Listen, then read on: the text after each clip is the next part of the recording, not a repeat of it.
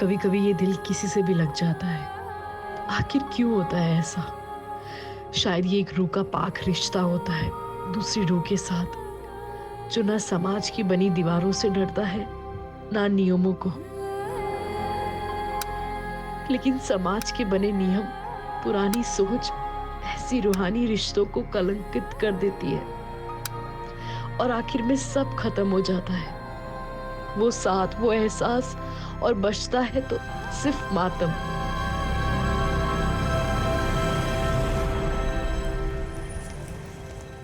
अब्दुल काका। हाँ चांद बेटा। सब तैयारी हो गई है? हाँ चांद बेटा, सारी तैयारियां हो चुकी है। डिनर में किसी भी चीज की कमी नहीं रहनी चाहिए, और हाँ, मीठे में शेर खुरमा जरूर रखिएगा। बस आधे घंटे में शीर खुरमा भी तैयार हो जाएगा। ठीक है, ठीक। हेलो, रुक सर। आप हमसे दूर जा रहे हैं ना, लेकिन याद रखिएगा आप कभी हमसे दूर नहीं रह पाओगे। ये तो तुम्हारी गलत फहमी है। आजकल तो सिर्फ हमें एक ही का ख्याल आता है। चलो हम बाद में बात करते हैं। चांद, सब सेट है? जी अरबाज भाई, सब ठीक है। ये हीना तबस्सुम कहाँ रहेगी? हीना तबस्सुम, और कितना वक्त लगेगा? आ गए भाईजान। कैसी लग रही हूँ?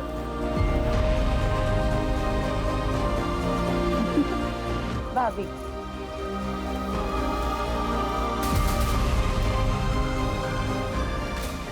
बेगम को तैयार होने के लिए थोड़ा तो वक्त लगेगा ना मियाँ? और कितना वक्त नहीं है? अब हमारी बहन को देखिए, कितना जल्दी तैयार होकर आ गई। एक मिनट, थोड़ा कॉल है। हेलो। हाँ जोया। तुम जो कर रहे हो ना चांद, इसका नतीजा अच्छा नहीं होगा। तुम्हारे लिए क्या कुछ नहीं किया हमने।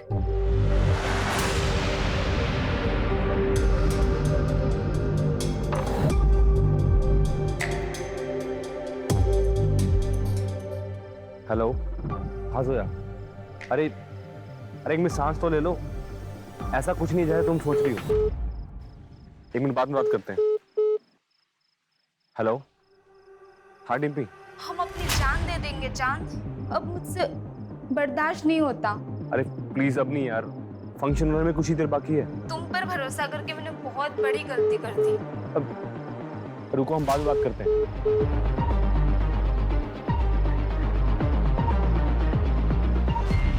हेलो। क्या कर रहे हो? तैयार तो होगी तो एक फोटो ही भेज दो। अगर हमारे होने वाले शौहर को पता चला तो? प्लीज प्लीज प्लीज जान, एक फोटो। आपको ना थोड़ा इंतजार करना पड़ेगा। अच्छा चलो, हम रखते हैं, बारात आने का टाइम हो गया है। ठीक।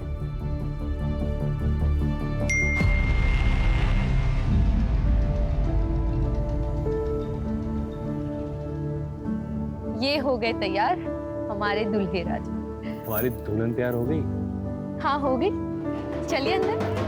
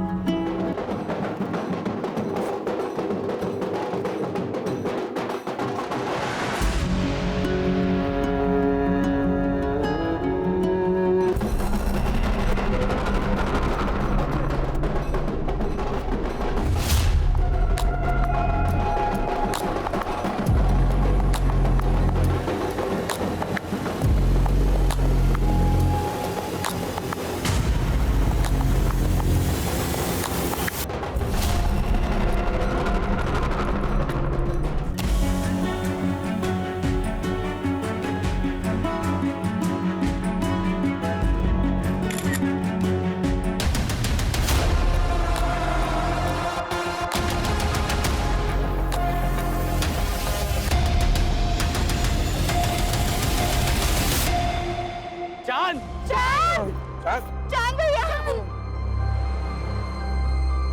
अमीर क्या हुआ? क्या हुआ? अरबाज,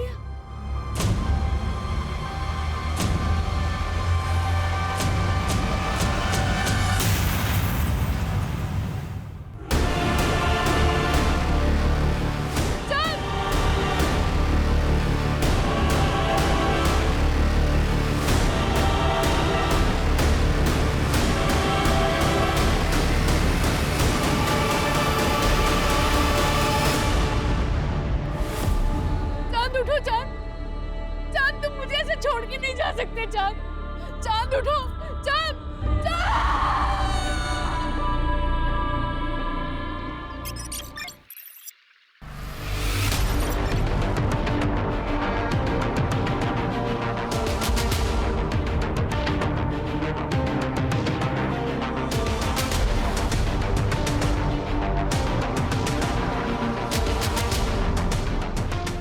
तीसरी बार तुमने अपना रिकॉर्ड तोड़ा है। Well done. थोड़ा और एफर्ट डालोगे ना तो बेटर हो जाएगा। और वैसे भी ना नेशनल के लिए बेस्ट है, लेकिन एशियन गेम में मेडल लाने के लिए ना थोड़ा अच्छे से करना पड़ेगा। सही कह रही हो तुम। आप डाइट फॉलो कर रहे हो ना, जो हमने आपको बताया था? तुम्हें पता है ना हम कितने इंटेलिजेंट हैं। अच्छा, वो कैसे? वो ऐसे कि हमने अपने न्यूट्रिशन से प्यार कर लिया।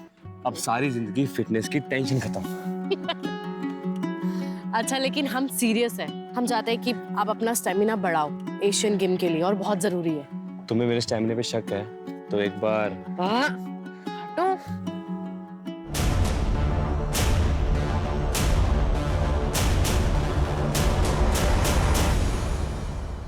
सर वो ईद की छुट्टी ली थी इसलिए हम। अच्छा, छुट्टी ली थी तो ये क्या है? सोशल मीडिया पर ये वीडियो चल रहा है। डीएसपी साहब ने ऑर्डर पर बुलाया तुमको। पुलिस ट्रेनिंग ग्राउंड पर ये सब करोगे? एक मिनट, डीएसपी साहब ने ये वीडियो कैसे देख ली? क्या सारा दिन इंटरनेट पे वो सर्फिंग करते रहते हैं?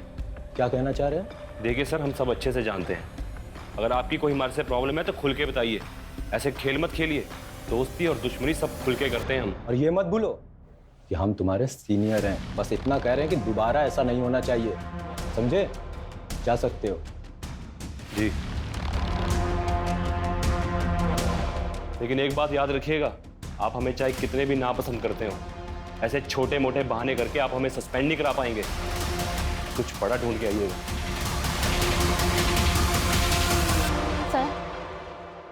सर। जी क्या हुआ बताइए। हमारा नाम रीना है। हमारे नेशनल कॉलेज के पास एक बार है जहाँ पर कुछ लोग हमेशा नशे की हालत में लड़कियों के साथ छेड़छाड़ करते रहते हैं। उस बार का मालिक भी हमारे साथ बदतमीजी करता है। क्या नाम है बार का? पीएल बार। दिमाग खराब है क्या तेरा? हाँ, इस बोतल का दाम क्या तेरा बाप भरेगा? मेरे बाप की छोड़, अपने बाप दादा को याद कर ले। वर्दी की आखड़ दिखा रहा है। तू जानता नहीं है हमको। कुछ दिन अंदर रहेगा ना तो अच्छे से जान पहचान हो जाएगी। यहाँ बार खोलकर गुंडागर्दी करता है, लड़कियां छेड़ता है। चल बाहर।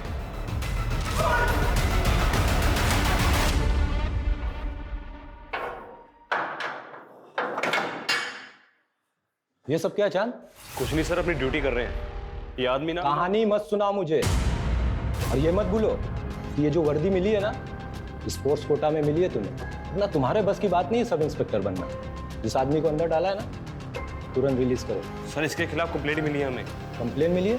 मतलब कोई भी लड़की आकर कुछ भी कहेगी, बिना इंक्वायरी किए मान लोगे? हाँ मिश्रा जी? Yes sir. ये सज्जन आदमी को तुरंत रिलीज करिए। यस।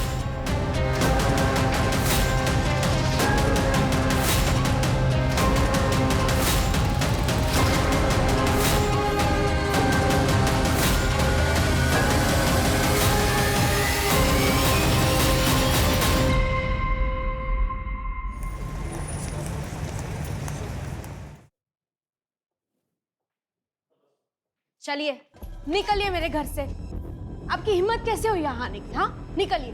तबस्सुम, मैंने आपसे कितनी दफा कहा है मुझे नहीं आना आपके साथ घर वापस। मानते हैं हमसे गलती हुई, लेकिन नाराजगी छोड़ो और हमारे साथ चलो। कब तक ये मायके में पड़ी रहोगी? मतलब वो यहाँ पड़ी नहीं है, तबस्सुम का भी घर है ये। चांद, वाह, अपने ही बहनोई की गिरबान पर हाथ डाला। शर्म, हया, तहजीब सब भूल गए। ये भी भूल गए कि अपनी बहन के शौहर से किस तरह से बात करती है। इससे तो मेरा अब ये जूता बात करेगा। अगर तू नवाब के खानदान का है तो हम भी कोई सड़क छोड़कर नहीं आए। हमारे अब्बू अमीमानंद के कालीन के सबसे बड़े व्यापारी हैं। रही बात तबस्सुम की, तो आज नहीं तो कल हम इसे लेकर जाएंगे।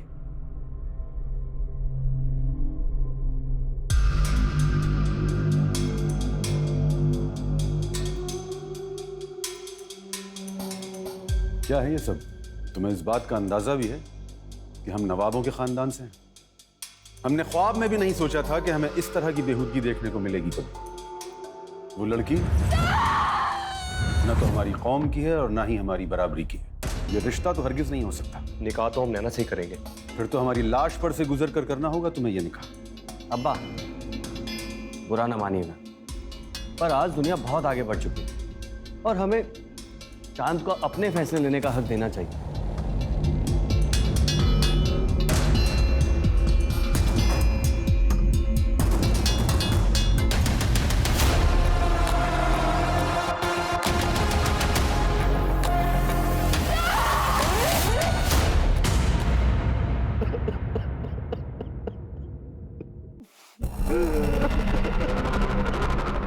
अरे जैसा भी था हमारा साला था, हम सबको छोड़कर चला गया। जब तक पोस्टमार्टम नहीं हो जाता हम हमारे भाई को नहीं दफनाएंगे।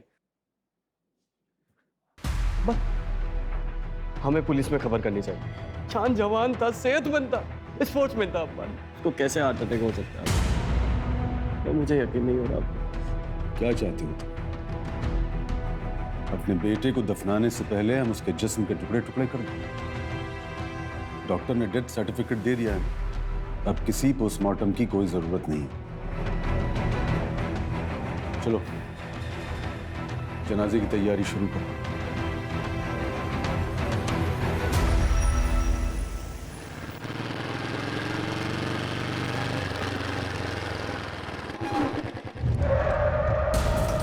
ए, कौन हो तुम लोग? क्या कर?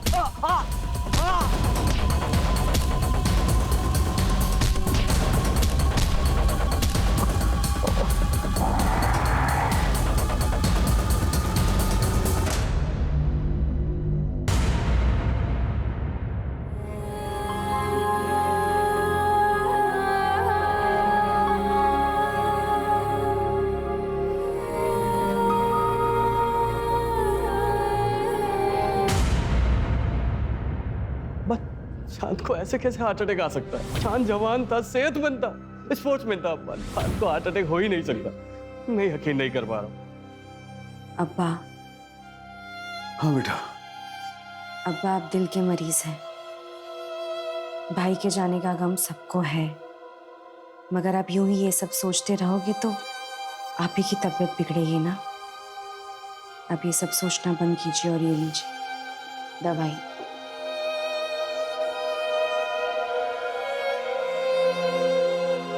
आपको आपकी तबीयत का ख्याल रखना है।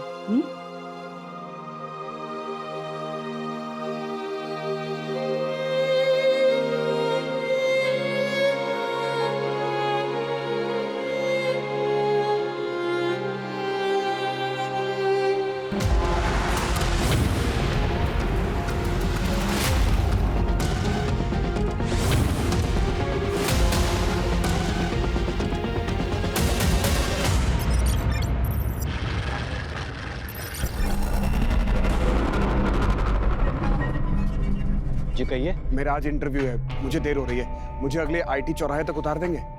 आइए बैठिए।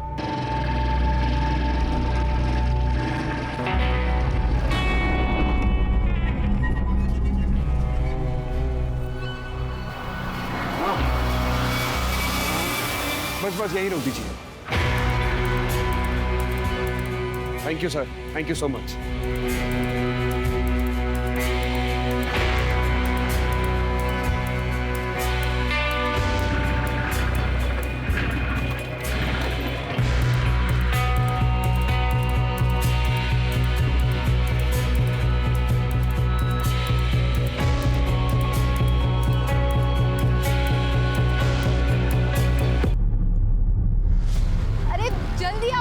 गिर पड़ा है। भाई साहब क्या हुआ आपको? उस आदमी ने कुछ चुभाया। कौन आदमी? क्या हो गया इसको? ये बोल रहा है किसी ने कुछ चुभोया है इसे। ऐसे मुंह देखता रहेगा, इसको अस्पताल भी लेके चले। डॉक्टर डॉक्टर डॉक्टर, देखो ना इसे क्या हो गया।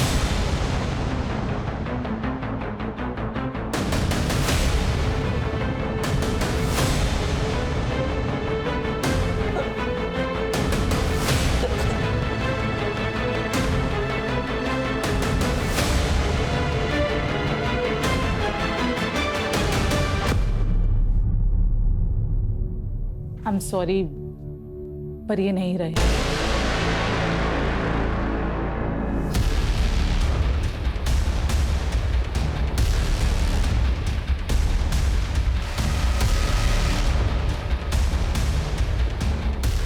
इनको किसने बुलाया? मैंने बुलाया सर, मुझे केस हार्ट अटैक का नहीं लगता है। Hello doctor. Hello inspector. Doctor Divya ने हमें फोन पे बताया था कि इनके कंधे पे कोई पिन चुभोने का मार्क है। जी, यहां पर। ये कौन लेके आया इनको? हमारे खेत के पास बेहोश था तो हम ले आए। सर, ये इनका वॉलेट है।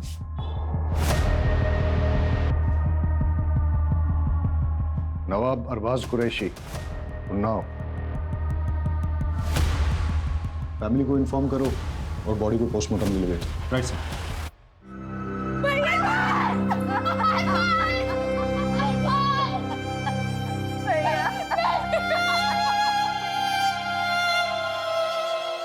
हम नवाबों के खानदान से, पूरे उन्नाव में हमारी शान थी, लेकिन एक झटके में हमारा पूरा कुनबा बिखर गया। पहले छोटा बेटा चांद और अब अरबाज। हमारे अरबाज चांद से बेहद मोहब्बत करते थे। उन्हें यकीन ही नहीं हो रहा था कि चांद को हार्ट अटैक कैसे आ सकता है। अरबाज को ऐसा क्यों लगता था कि चांद की मौत हार्ट अटैक से नहीं हुई है? शायद वो अपने भाई की मौत के सदमे में था। उसकी किसी के साथ कोई लड़ाई हुई थी या दुश्मनी थी? नहीं। मैं बड़े भाई अरबाज के बारे में पूछ रहा था। जी नहीं थी। वो लखनऊ में क्या कर रहा था? उन्नाव में हमारी सीमेंट की फैक्ट्री है और लखनऊ में उनके क्लाइंट्स, शायद उसी सिलसिले में आया होगा। इंस्पेक्टर साहब, हमको लगता है कि हमारे अरबाज का जरूर कोई दुश्मन होगा, क्योंकि जब कुछ दिन पहले वो घर पे आए थे ना, तो किसी ने उन्हें बहुत मारा था।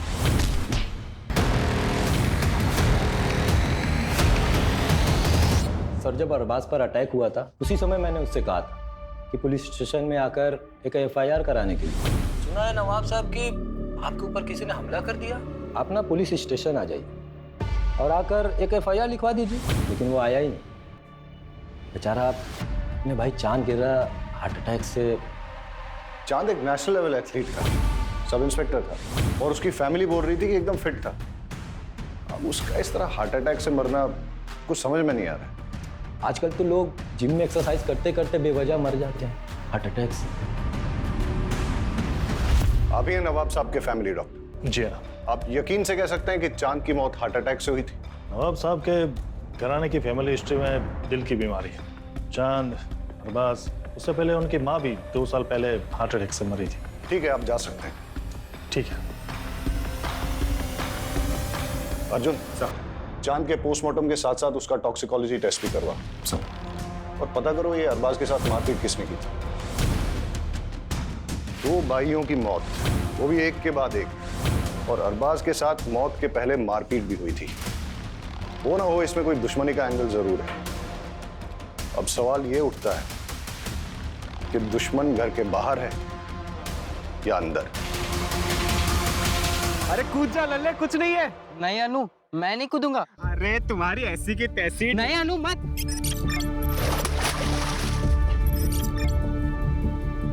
अरे नौटंकी बाज।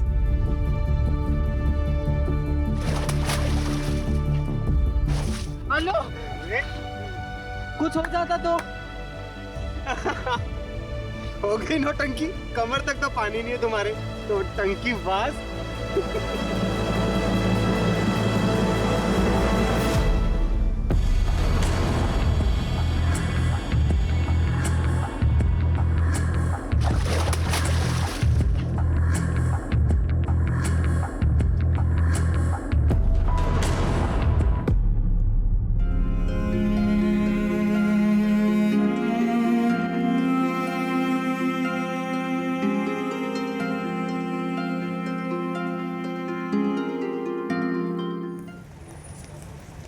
बहुत प्यार करते थे वो हमसे, लेकिन गुस्से वाले भी थे।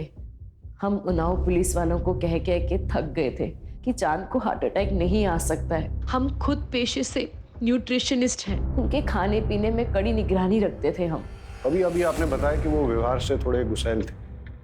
तो उनकी किसी के साथ कोई अनबन जिसके बारे में आप जानती हैं? शायद हमारी शादी, हम दोनों अलग अलग धर्म के थे और इस शादी के खिलाफ बहुत से लोग थे। मेरे कुछ घर वाले और चांद के कुछ जानने वाले लोग। ऑनलाइन तो हमारे रिश्ते का मजाक भी बना। ये देखिए।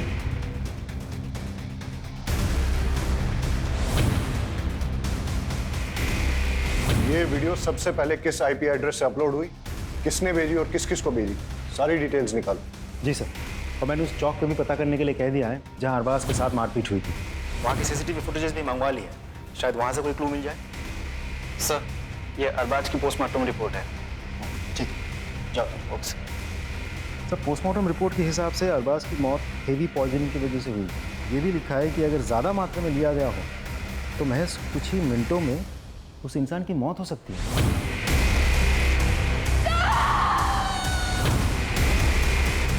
पता करो ये जहर कहाँ से प्रोक्योर किया जा सकता है। और हाँ, अगर अरबाज की मौत जहर देने से हुई है तो हो सकता है कि चांद को भी ऐसे ही मारा गया। अर्जुन, चांद हमारे डिपार्टमेंट का ऑफिसर था, उसके कातिलों को छोड़ेंगे नहीं। लेकिन सर, हम पता कैसे करेंगे? चांद का पोस्टमार्टम नहीं हुआ था, उसकी बॉडी को दफना दिया गया था। कोर्ट से उसकी बॉडी को निकालने का परमिशन लेते हैं, उसे इंसाफ दिलाने का यही एक तरीका है। लल्ले, लल्ले, पागल पागल है क्या? क्या कर रहा है तू ये? अनु, मुझे माफ कर दे अनु।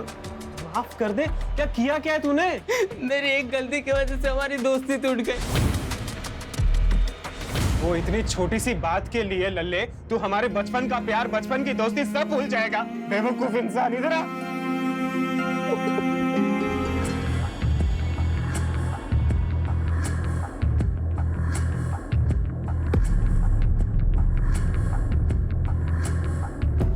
तो चांद के अवशेष को निकलवाकर टॉक्सिकोलॉजी के लिए भेज दिया गया।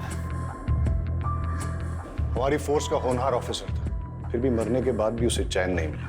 इंस्पेक्टर राकेश के साथ चांद की कुछ प्रॉब्लम चल रही थी। अपने राकेश साहब जो है ना, बड़े साहब खाने पिलाने वाले आदमी थे, और चांद साहब एकदम सीधे साधे। उनके बीच में कुछ तो झगड़ा चल रहा था।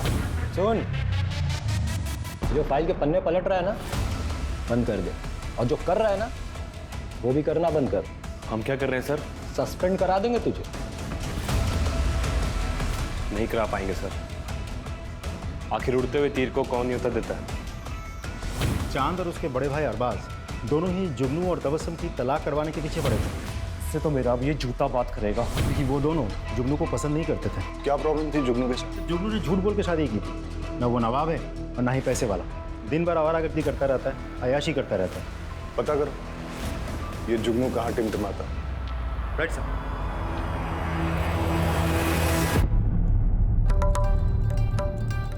निम्मो भाई, आज ऐसा मुजरा करना कि घर जाने के बाद भी तुम्हारा खुमार ना उतरे।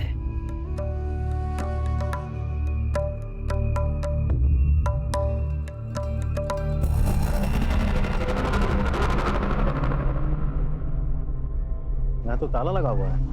नजाकत ने लूटा शराबत। पुलिस हमारे घर? चल अंदर बैठ। अरे ये क्या बदतमीजी है? चल।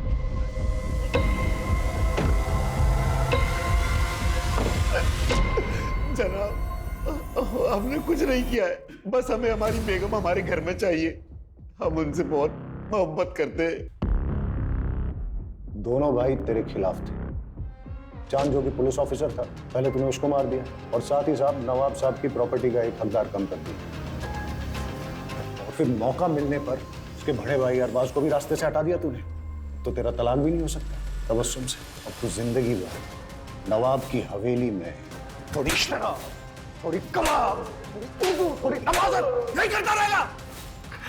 लाहौर में लकूवत, हम उनका खून कैसे कर सकते हैं साहब? तो चांद की पोस्टमार्टम रिपोर्ट आ गई है, उसे भी वही जहर दिया गया है जो अरबाज को दिया गया था। मतलब दोनों भाइयों की मौत एक ही तरह से हुई है, यानी कि कातिल एक ही है और उसका मोटिव भी एक ही है। दोनों भाइयों की मौत से सबसे ज्यादा फायदा किसको हो सकता है? सर, मुझे तो लगता है हमें जुगनू पर नजर रखनी चाहिए। रखो। और कुछ पता चला? सर, हम अरबाज के कॉल रिकॉर्ड चेक कर रहे थे। पता चला कि वो एक सीबीआई ऑफिसर के साथ टच में था। नाम है सदानंद भोसले। अच्छा, भोसले साहब से अपॉइंटमेंट लो, मिलते हैं। चल। तुम्हारे सोशल मीडिया का पेज नैना और चांद के खिलाफ हेट स्पीच से भरा है। क्यों भाई, क्यों किया ऐसा? सर मैंने लिखा और वो वीडियो भी वायरल की। इसमें क्या गलत किया सर? नैना मेरी कजन है। अगर मैं अपने घर की इज्जत नहीं बचा सकता तो किस काम का हूं मैं सर? ये लोग हमारी बहन बेटियों को भड़का रहे हैं सर। इसलिए चांद को रास्ते से हटा दिया, मार दिया उसको तुमने? गुस्सा तो बहुत आता था उस पे, ऐसे देख के खून खौलता था, लेकिन मैंने उसे नहीं मारा सर। हमारे पास आई विटनेस है जिसने तुमको चांद के साथ लड़ते हुए देखा है। अबे हीरो, चल निकल यहाँ से, वरना तेरी सारी रंगबाजी यहीं निकाल दूंगा।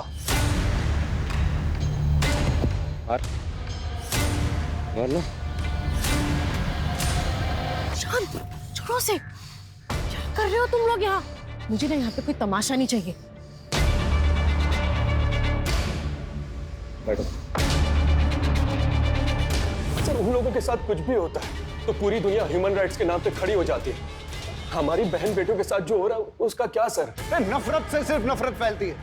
एक पुलिस ऑफिसर था वो जो देश के लिए मेडल लाने की कोशिश कर रहा था, मार दिया तुमने उसको, और फिर उसके मर्डर को छुपाने के लिए उसके भाई को भी मार दिया। ऐसे नहीं मानेगा ये। तुम्हें क्या लगता है एक पुलिस ऑफिसर का मर्डर हो जाएगा और पुलिस हाथ पे हाथ धरी बैठेगी? लेके जाओ इसे और तब तक तोड़ो जब तक ये सच नहीं बोलता। लेके जाओ।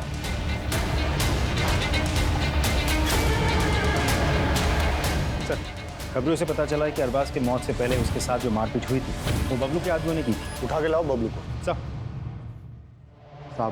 हमने यार बस आपको मारा था साहब, लेकिन उसने हमें पैसे दिए थे साहब मारने के। उसने किसने? जुगनू मियां ने साहब।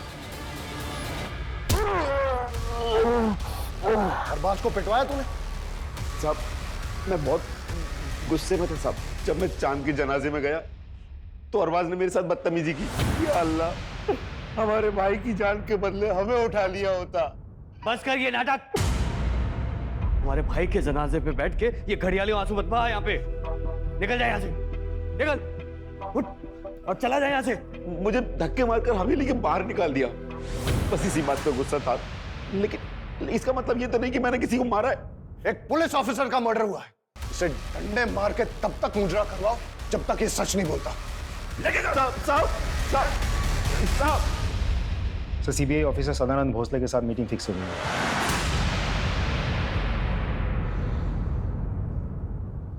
अरबाज ने मुझसे बात की थी।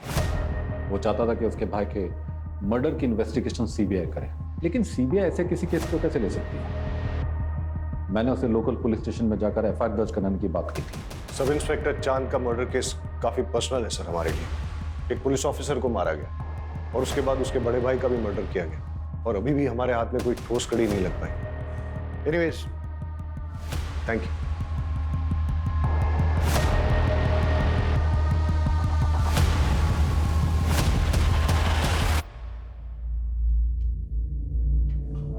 अवस्थी साहब थोड़ा ध्यान रखिएगा। उस मर्डर केस की पुलिस जोर शोर से जांच कर रही है, कहीं बुझती हुई चिंगारी सुलगती हुई आग ना बन जाए। केस के लिए जरूरी है इसलिए तुमसे पूछ रहा हूं, क्या तुम्हारे और चांद के बीच में फिजिकल रिलेशंस थे? नहीं सर, हमने डिसाइड किया था कि जो करेंगे शादी के बाद करेंगे। लेकिन आप ये सवाल क्यों पूछ रहे हो? इससे उसकी मौत का क्या वास्ता है? जांच में हमें यह पता चला है कि चांद उन्नाव के बाहर एक केमिस्ट से रेगुलर तौर पे सेक्सुअल परफॉर्मेंस की दवाइयां खरीदता है।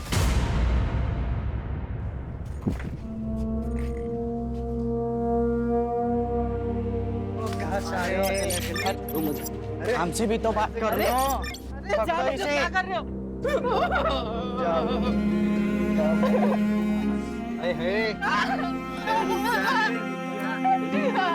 ये तो पहनना भूल ही गए। इधर आओ। अरे इधर आओ।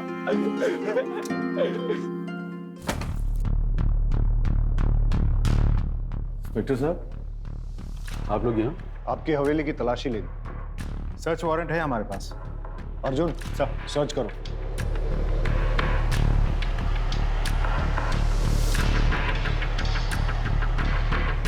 और कितनी तकलीफें पहुंचाएंगे हम? जाइए यहाँ से, अकेला छोड़ दीजिए हम सब, बंद कीजिए ये सब। आपके दोनों बेटों की हत्या हुई है और आप चाहते हैं कि हम इन्वेस्टिगेशन बंद कर दें?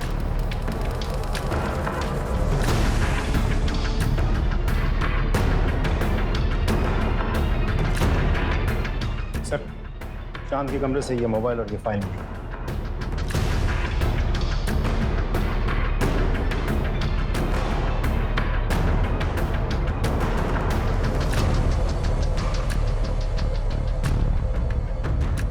इंस्पेक्टर राकेश अवस्थी से मिलना पड़ेगा।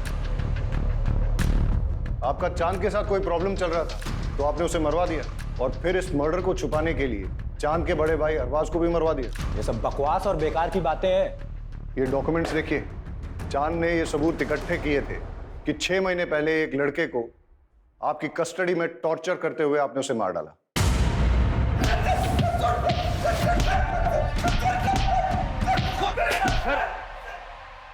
सर क्या कर रहे हैं? अगर इसका लाइसेंस एक्सपायर है तो अगर इसे जान से मार देंगे। तुम मेरे बीच में टांग अड़ाना बंद कर, निकल यहां से। मैंने कहा निकल यहां से।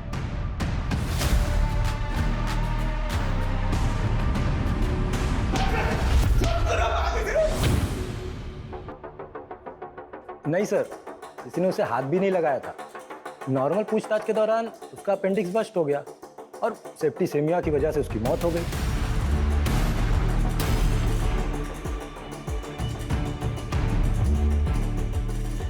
हम ना छोड़ेंगे नहीं तुम्हें। एक मासूम की जान ले ली तुमने। तुम्हारा असली चेहरा ना सबके सामने लेकर आएंगे, ये हमारा तुमसे वादा है। हम आपसे बहुत इज्जत से पेश आ रहे हैं, तो ये मत भूलिएगा कि हम आपके बराबर के ऑफिसर हैं। सीमा लांगी या लांगने की कोशिश की, बात डीएसपी तक जाएगी।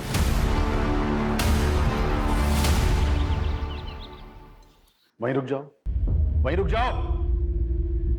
अगर हमारा बेटा तुम्हारे प्यार में नहीं पड़ा होता ना, तो आज वो जिंदा होता।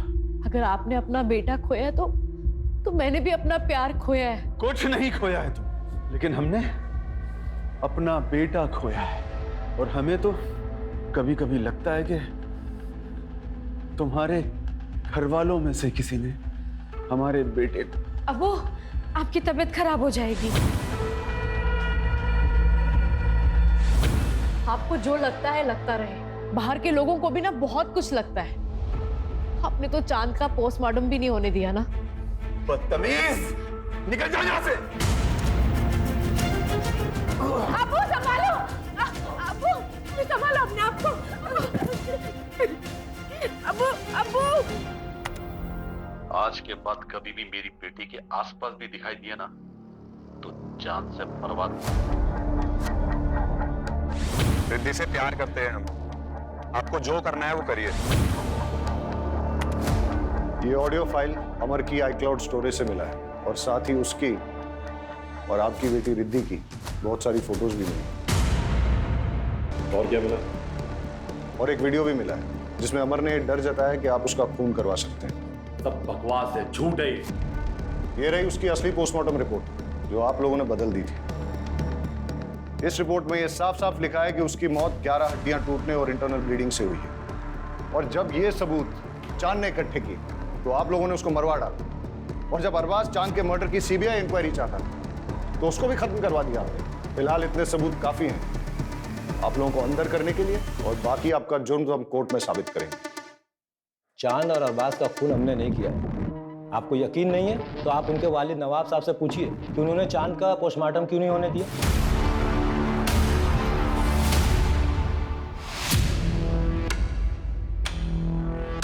कैसे हैं इकबाल साहब?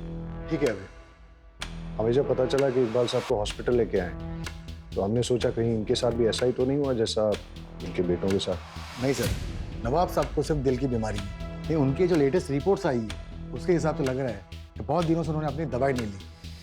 मगर अब्बा तो उनकी दवाई हमेशा वक्त पर लेते थे और हम हमेशा उनकी दवाई अपने साथ ही कैरी करते थे। वक्त बे वक्त अगर जरूरत पड़ गई तो आप हमें 2 मिनट दीजिए, हम लेकर आते हैं।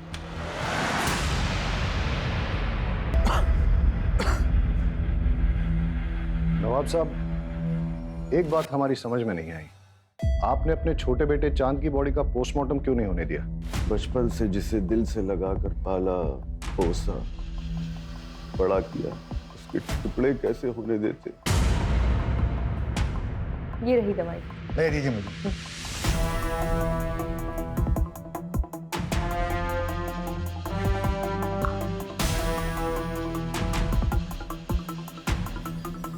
सर सर ये तो शुगर है, चीनी है ये। कौन देता था इन्हें दवाई?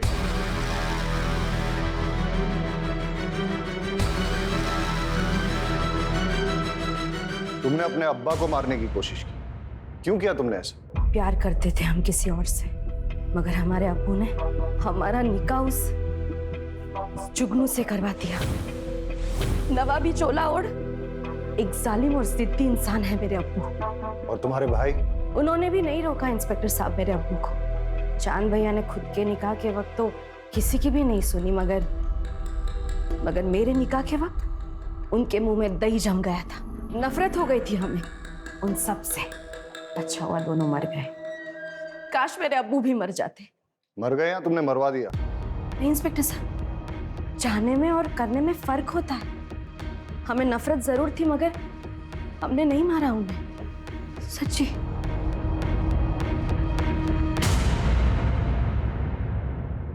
चांद और अरबाज के केस में इतने सारे सस्पेक्ट्स हैं। सनी, जुगनू, इंस्पेक्टर अवस्थी, इकबाल कुरैशी, तबस्सुम, हीना, कोई भी हो सकता है।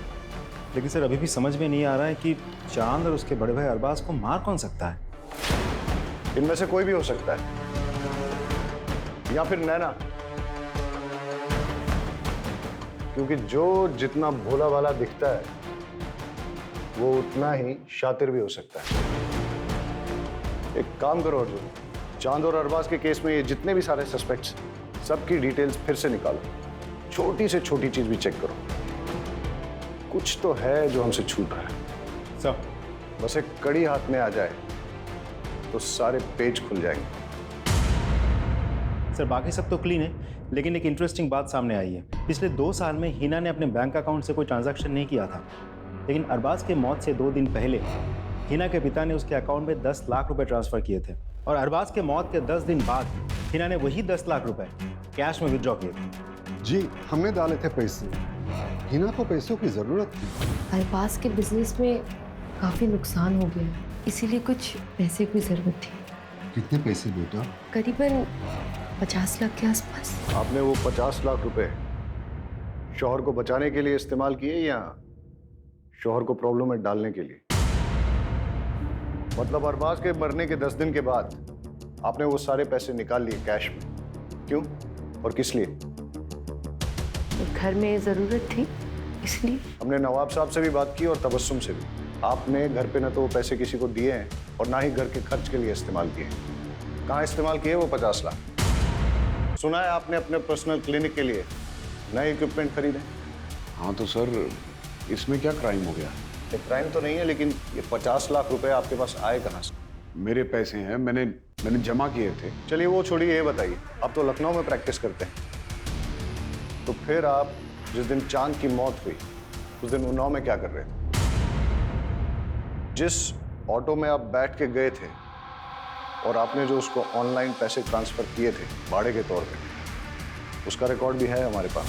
और उस ऑटो वाले ने हमें ये बताया कि आप ऑटो में वेट कर रहे थे, जब चांद की बारात आई तभी आपने उसे छोड़ा।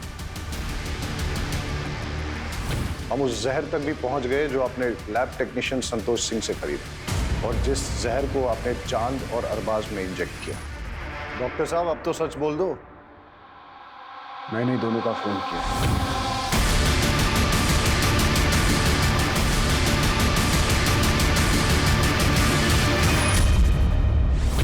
सच आपको हम बताते, जब हमारी शादी अरबाज से हुई तो हम बेहद खुश थे, मगर हमारी खुशी तो सिर्फ चंद पलों की थी।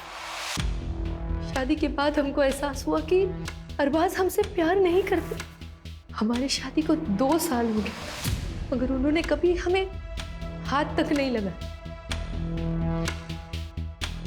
हमें उन पर शक होने लगा।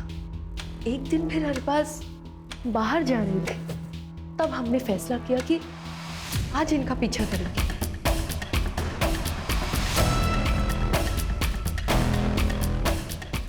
अरे लल्ले, आज तुम हमसे मिलने आए हो? हमने देखा कि हमारे शौहर एक मर्द के साथ मोहब्बत कर रहे थे।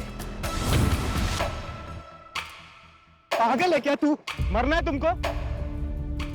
I love you too लल्ले। तुमने मुझे एकदम से किस कर लिया था तो मैं घबरा गया था। मैं अपने आप को एक्सेप्ट नहीं कर पा रहा था पर सच बात तो यह है कि आई लव यू टू। लेकिन अनु, दुनिया हमें समझ नहीं पाएगी। हमें कुछ करना पड़ेगा। अगर मैं दुनिया के सामने मर जाऊं तो? पागल है क्या तू? नहीं, मैं लखनऊ जाके रहूंगा। तुम आते रहना मुझे मिलने के लिए, किसी को कुछ नहीं पता चलेगा। जब हमने अरबाज से कन्फ्रंट किया तो उन्होंने हमें थप्पड़ मारा। हम पूरी तरह से टूट गए थे।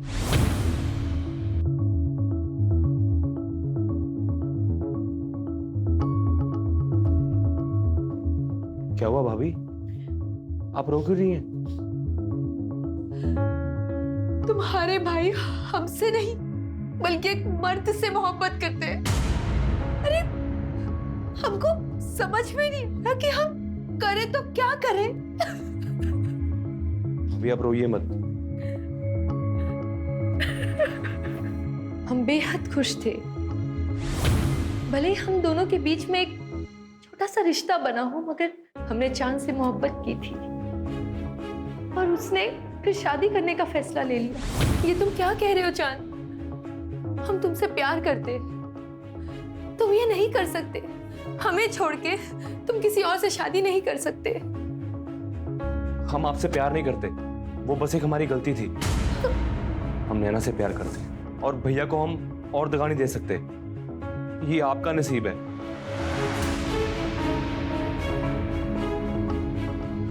एक भाई ने हमें तन्हा कर और दूसरे ने हमारा प्यार किसी और को उठाकर दे दिया। ये देखकर हमारी को इतनी ठेस पहुंची कि हमारा दिल पत्थर का बन गया साहब। जब एक इंसान का दिल पत्थर का बन जाता है ना, फिर इससे कोई फर्क नहीं पड़ता। हमें रत्ती भर भी अफसोस नहीं हुआ ये फैसला लेते हुए कि अब हम इन दोनों को मार देंगे। ऊपर वाला आपको दोनों जहां की खुशियां अता फरमाए।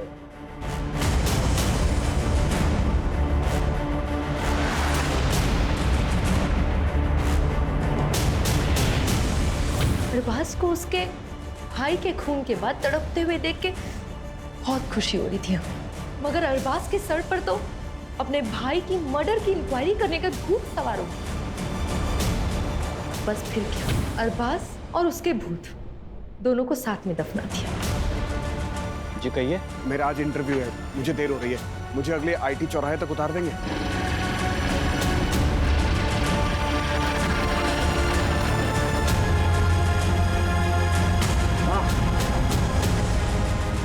बस यहीं रोक दीजिए। Thank you sir, thank you so much. मैं उस दिन जानबूझकर हॉस्पिटल देर से पहुंचा।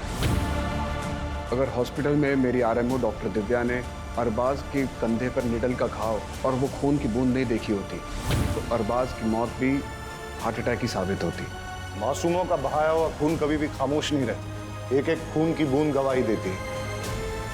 अब जिंदगी भर जेल की चारदीवारी के बीच बैठकर सोचना किसका गुनाह बढ़ा।